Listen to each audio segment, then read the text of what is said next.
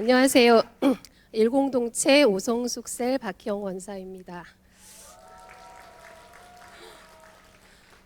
유치부에서 초롱초롱한 우리 어린이들 눈망울만 보다가 이렇게 불꽃 같은 우리 성도님들의 눈망울을 마주하니까 참 두렵고 떨리는 마음입니다.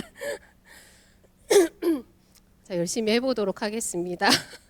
제가 맡은 강의는 이번 리더 컨퍼런스의 7번째 강의 사라 목사님의 강의인데요. 저는 여러분들에게 한 사람의 리더를 소개하며 강의 요약을 시작하려고 합니다.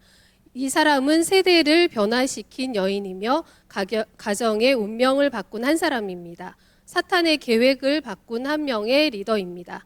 먼저 말씀을 통해서 이 사람이 누구인지 살펴보도록 하겠습니다. 출애굽기 2장 1절에서 3절을 함께 읽어보겠습니다. 레위 가족 중 한 사람이 가서 레위 여자에게 장가들어 그 여자가 임신하여 아들을 낳으니 그가 잘생긴 것을 보고 석 달 동안 그를 숨겼으나 더 숨길 수 없게 되매 그를 위하여 갈대 상자를 가져다가 역청과 나무 진을 칠하고 아기를 거기 담아 나일 강가 갈대 사이에 두고. 아멘.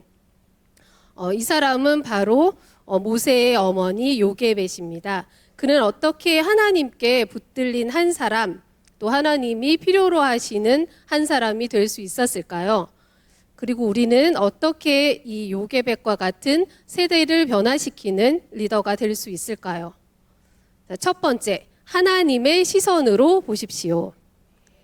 그 당시 애굽의 왕 바로는 점점 번성하여서 강해지는 이스라엘 백성을 경계해서 태어나는 모든 남자아이들을 나일강에 던져 죽이라고 명령을 내렸습니다. 그때 태어난 모세는 죽을 운명이었습니다. 그러나 모세의 어머니 요게벳은 죽음을 보지 않았습니다. 소망 없음을 보지 않았습니다.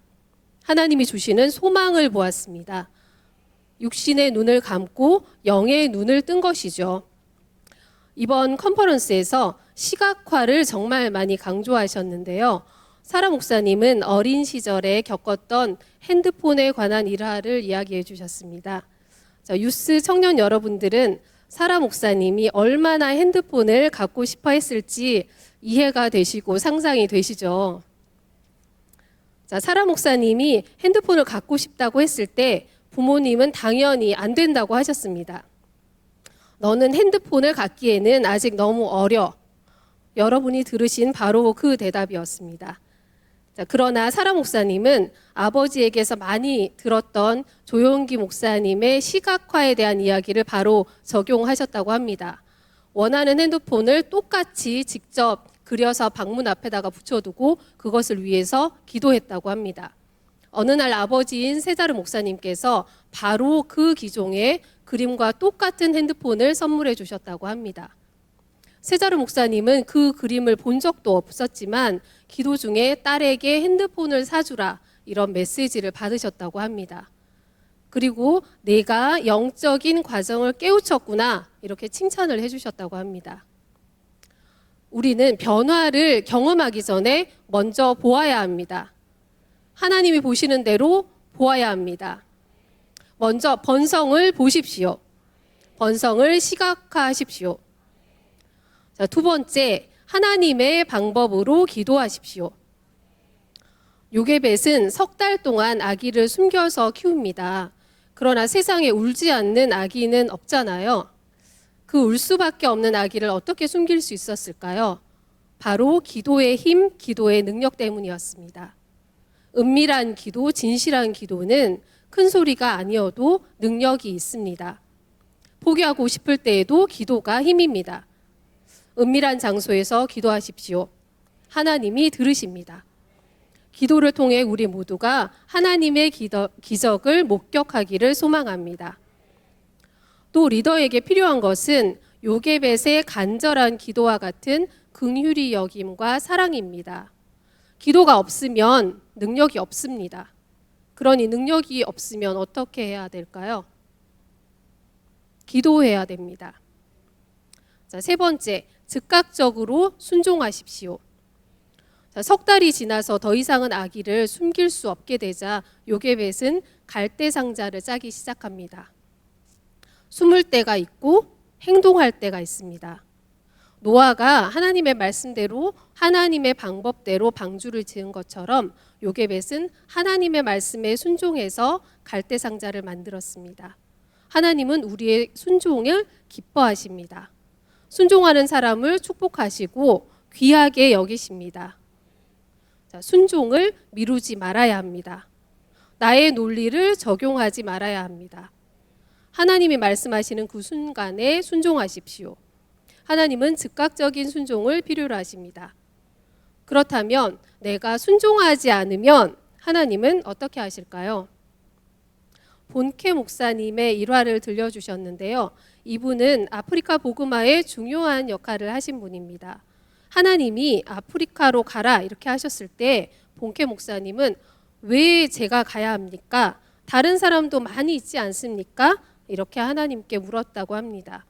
그때 하나님이 이렇게 대답하셨답니다. 네가 세 번째다. 내가 순종하지 않으면 하나님은 다른 사람을 찾으십니다.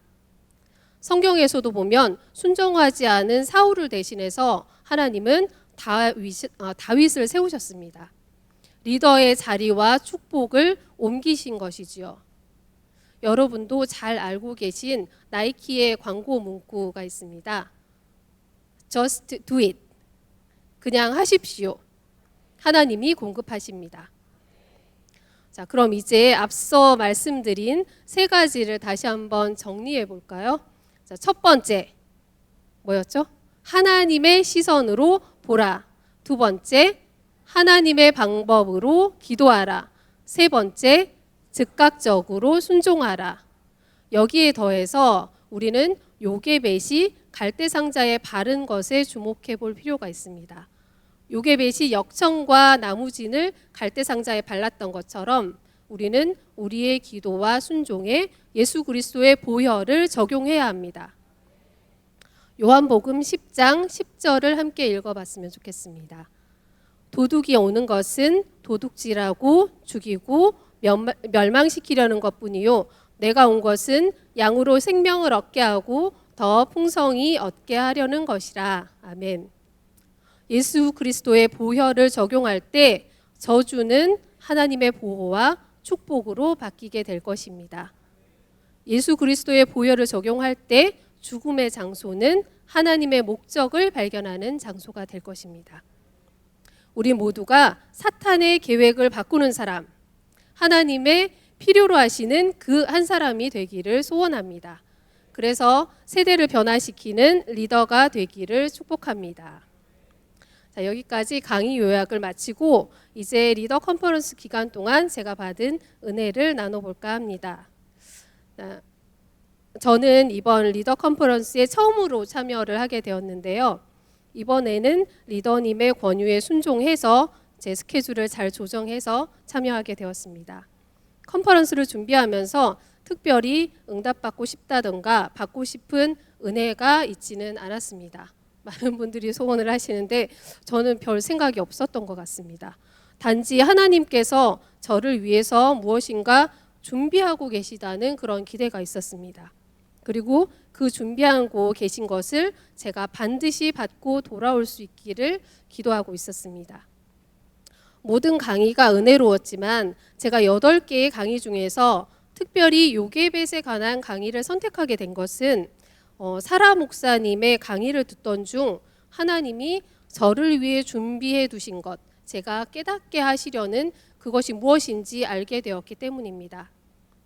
그것은 바로 긍휼이었습니다. 자, 올해 송구 영신 예배에서 제가 받은 말씀은 마태복음 5장 7절이었습니다. 긍휼히 여기는 자는 복이 있나니 그들이 긍휼히 여김을 받을 것이미요. 여러분들도 잘 알고 계시는 이 말씀이었습니다. 이 말씀을 받고서 오랫동안 생각을 했었습니다. 제 속에 사랑이 그렇게 없지 않은 것 같은데 하나님 제게 긍휼히 여김이 없었나요? 자, 그런데 사라 목사님의 강의 가운데 그 긍휼을 말씀하셨을 때 저는 제 안에 긍휼이 여김이 없다는 것을 정확하게 알게 되었습니다. 왜냐하면 저는 저의 태신자들을 놓고 요게벳과 같은 마음으로 기도하고 있지 않았거든요. 물론 기도했지만 하나님의 시선으로 보지 못했고 하나님의 방법으로 기도하지 못했습니다. 그들이 아직 구원받지 못했다는 사실에 대해서 긍휼히 여기지 못했습니다. 기도가 없으면 능력이 없다. 능력이 없으면 기도해야 한다. 그래서 저는 새로운 기도 노트를 준비하고 나의 태신자들을 위해서 긍휼히 여김과 사랑을 가지고 요게벳처럼 기도하기로 결단을 했습니다. 저는 매일 그들의 이름을 부르면서 그들의 구원을 위해서 기도할 것입니다. 그리고 올여름에 있을 한국 컨퍼런스에 함께 참여할 것입니다. 마지막 강의 전에 올해 한국 컨퍼런스 예고 영상이 나왔는데요. 올해에는 송도 컨벤션 센터에서 개최된다고 합니다. 제가 사는 동네입니다. 자, 여러분도 텔레비전이나 방송에서 아는 곳이 나오면 괜히 반갑고 가슴이 뛰고 그러시죠. 자, 저도 자주 지나다니는 곳이 화면에 나오니까 처음에는 괜히 좋았습니다. 한편으로는 올해는 컨퍼런스 갈 때 아주 편하게 갈 수 있겠구나 이런 생각이 들어서 즐거웠습니다.